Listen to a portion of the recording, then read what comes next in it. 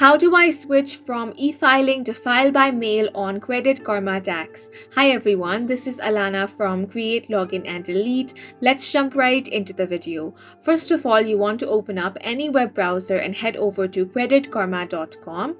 On this web page, click on the login option. Then on this portal, you want to enter your email ID. Then enter your password and click on the login option. In case you don't already have an account, click on the create account option. Follow the prompts to create a new account. Once you have been logged into your account and you want to switch from e-filing to filing by mail, there are a couple of things you can do.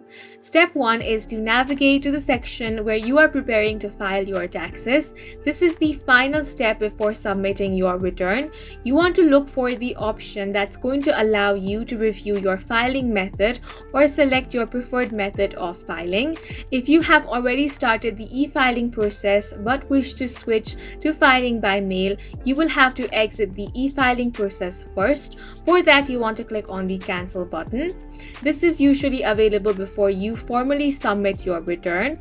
Once you have exited the e-filing process, you should be able to choose the option to file by mail instead. Follow any additional prompts or instructions provided on your screen to complete the process of filing by mail. This may include printing out your tax return and mailing it to the appropriate tax authority.